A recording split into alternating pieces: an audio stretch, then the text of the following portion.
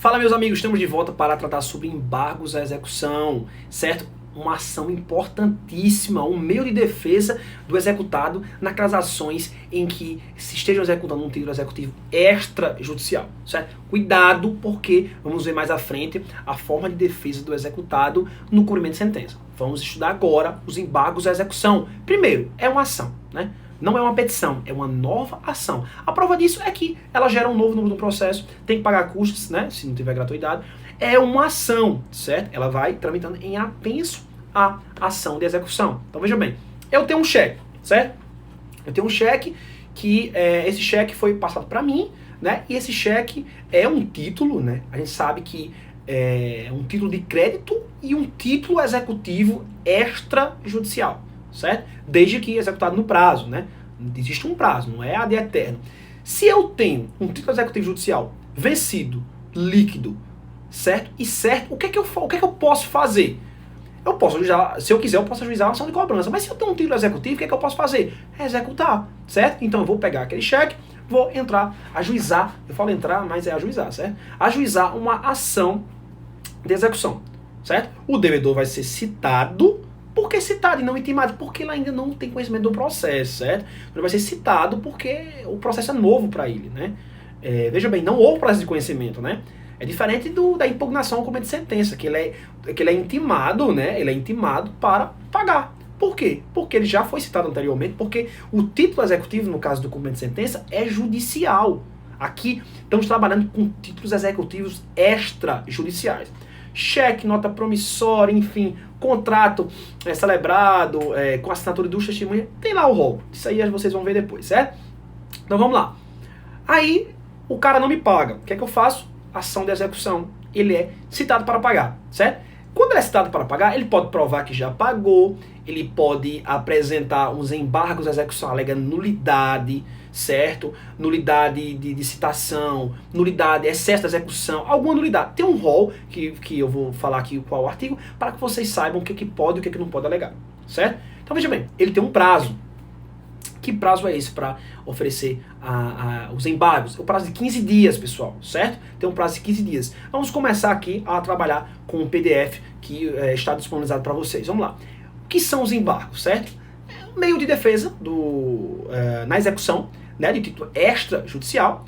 Tem a natureza jurídica de ação. Você precisa se ater, meus amigos, aos requisitos do 319. Por quê? Porque é uma ação. Tem valor da causa, tem pedido de gratuidade, certo? Então, muito cuidado. E outra coisa, sempre que for fazer os embargos de execução, colocar distribuição por dependência. Por quê? Porque ele é distribuído em apenso. Lembra que ele vai ficar apenso à execução principal? Então, você vai endereçar para onde? Para o juízo, que está tramitando a execução, certo? E vai colocar distribuição por dependência ao processo número tal. Geralmente ele diz o número da execução. Se não disser, você coloca só assim, distribuído a ação de execução número 3 pontinhos. Não vá inventar fatos, certo? Se você inventar fatos, números, isso pode identificar a sua peça, certo? Vamos lá. Falei da distribuição por dependência, prazo 15 dias em dobro para a defensoria, certo? Então cuidado, 15 dias, dobro para a defensoria, certo? Importante lembrar, os litisconsortes que têm diferentes procuradores, de escritórios de advocacias diferentes, tem prazo em dobro, pessoal? Não. Há uma expressa previsão do código dizendo que, nesse caso, não há prazo em dobro, certo? Não se aplica esse prazo em dobro nos embargos de execução, certo? Vamos lá. Outra coisa que vocês precisam saber. O artigo 916 do novo Código Civil permite o parcelamento que o executado, reconhecendo o crédito do exequente e comprovando um depósito de 30%, certo? Acrescido de custos honorários, ele pode, o advogado, requerer, certo? Para que seja permitido pagar o restante até 6 vezes, certo? Muito importante isso. Por quê? Porque isso pode ser alegado nos seus embargos, certo? Isso pode ser alegado nos seus embargos. Muito cuidado. Por quê? Porque o seu assistido, ele pode estar passando por uma situação complicada e você pode propor ali, requerer ao magistrado o parcelamento até 6 vezes. Então, cuidado, que isso não se aplica ao cumprimento de sentença. Isso só se aplica ao processo de execução, né, autônomo, né, ao processo que tem como base um título executivo extrajudicial, certo? Vamos lá. O que o executado pode alegar nos embargos de execução, certo? Pessoal, vamos aí no artigo 917 do novo CPC. Eu vou esperar, abra o seu novo CPC aí, no artigo 917. O que é que diz o 917? Nos embargos de execução, o executado poderá alegar, 2 pontos, aí ele traz o rol. Quando você perceber, ó, deu ação de execução, certo? Ação de execução, aí você foi citado, o seu assistente foi citado.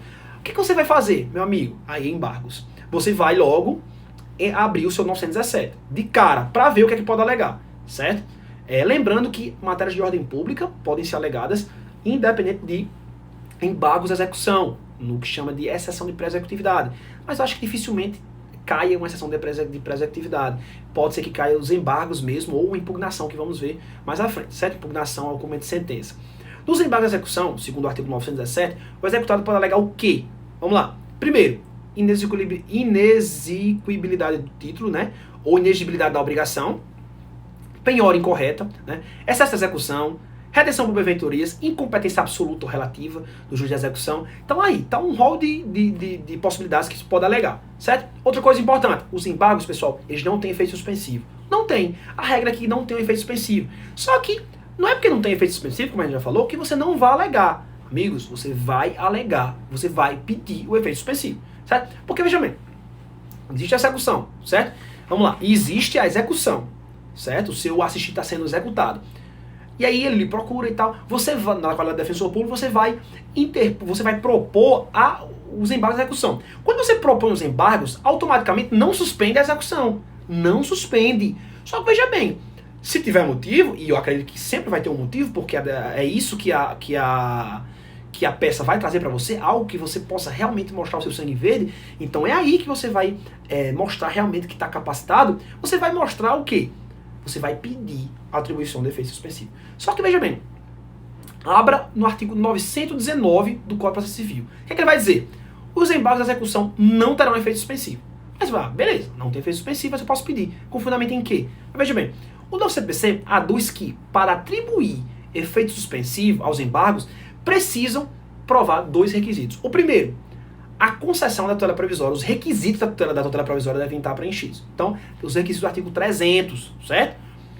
E desde que a execução já esteja garantida por penhora, depósito ou caução suficiente. Veja bem, o código diz que para atribuir efeito específico, eu tenho que ter 2 requisitos preenchidos. O primeiro é requisito do artigo 300. Isso aí é a primeira, né? Isso aí dá para aprovar tranquilamente, né? Só que, como é que um assistido pela Defensoria Pública, certamente uma pessoa que não tem condições financeiras, vai ter condições de garantir o juízo? É absurdo um negócio desse. Como é que você, uma pessoa que não tem condições, vai ter que garantir o juízo com penhora, com depósito?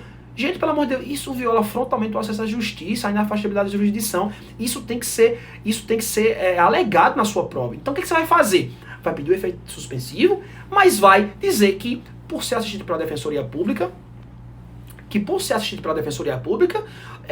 vai pedir o afastamento pela inconstitucionalidade e inconvencionalidade desse dispositivo. Não é possível, vou repetir, não é possível que, para uma pessoa ter um efeito suspensivo atribuído a uma ação, ela tenha que depositar e garantir o juízo se ela não tiver condições. Tudo bem, nos casos de pessoas que realmente tenham condições, ótimo, mas nas situações de assistido pela Defensoria Pública, é inadmissível um negócio desse. Então, assim, isso vai diferenciar você do seu concorrente, meu amigo. Eu tenho certeza que vai, certo? Então, era isso sobre embargos à execução.